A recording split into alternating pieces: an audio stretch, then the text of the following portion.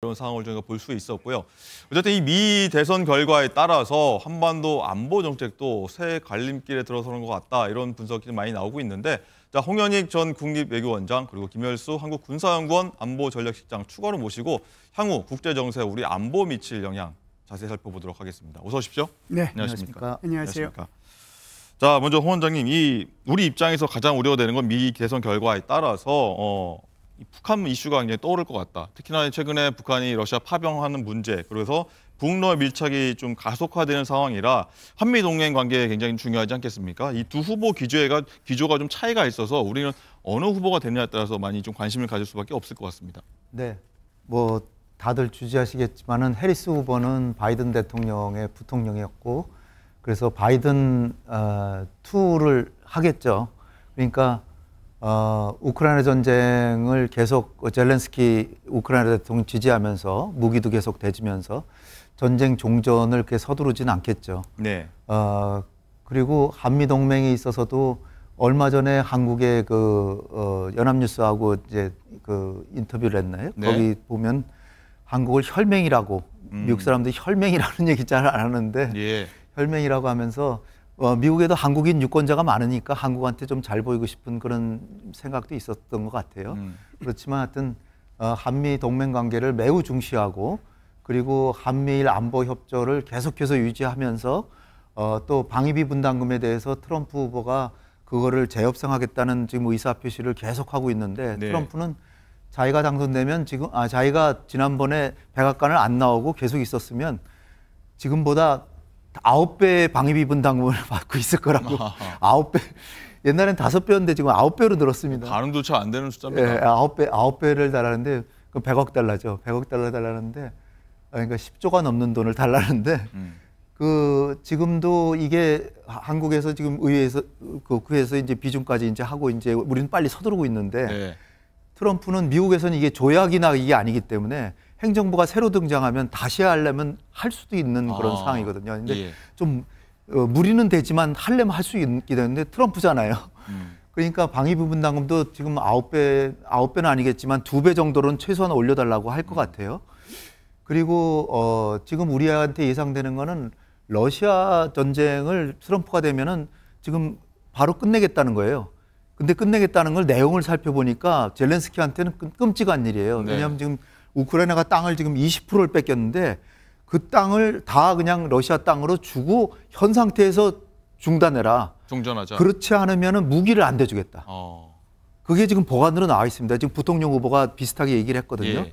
그리고 남북한처럼 비무장지대 설치한다. 뭐 이런 내용인데, 그렇게 되면은 우크라이나 전쟁이 끝나면 푸틴하고도 트럼프는 얘기를 할 거고요. 특히 전략적으로 보면 푸틴하고 얘기를 해가지고 러시아하고 관계를 개선해서 중국을 압박한다. 이게 트럼프의 전략이에요. 예. 이 세계 전략이거든요.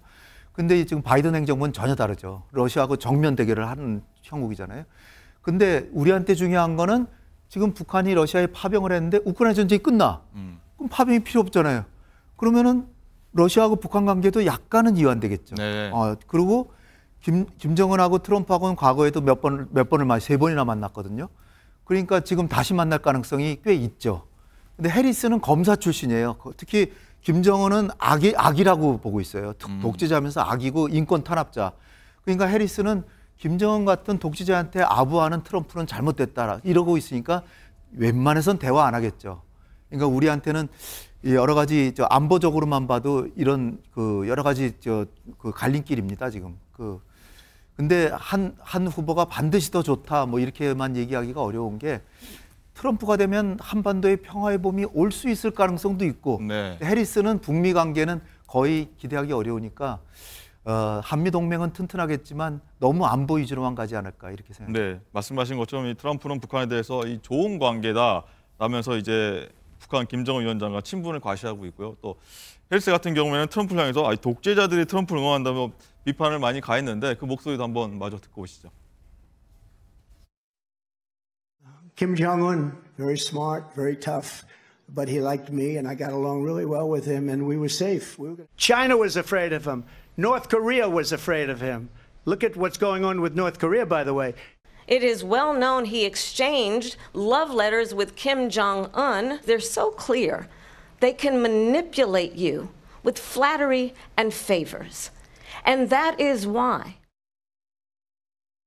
네, 보신 것처럼 이 미 대선 결과에 따라서 우리뿐만 아니라 전 세계 이해득실 계산법이 굉장히 복잡하다는 생각이 드는데 김열수 실장님 어쨌든 이 두 후보 당선 시나리오에 따라서 우리 한미 동맹 관계에도 많이 변화가 있을 것 같거든요. 어떻게 예측하십니까? 예, 뭐 홍인익 박사님이 전반적으로 다 주제에 대해서 다 말씀을 하셨는데 뭐 저도 이제 어떻게 보면 홍인익 박사님 말씀하신 것을 그냥 다시 한 번 더 반복하는 수준에서 말씀을 드릴 수밖에 없을 것 같습니다. 한미 동맹에는 굉장히 영향을 미칠 수 있을 것 같아요. 첫 번째는 주한미군의 감축과 또는 뭐 철수 가능성 그런 것들이 이제 나올 수 있고요.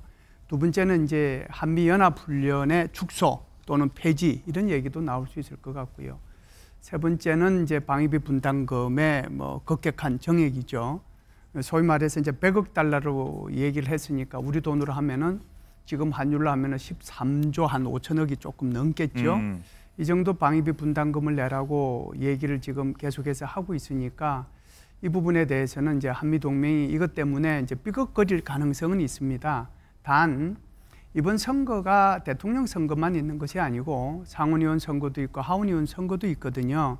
이 선거를 통해 가지고 만일 공화당이 상원과 하원을 다 장악하고 그리고 대통령도 트럼프가 된다라고 하면 지금 제가 말씀드린 이런 것들이 현실화될 가능성이 있고요.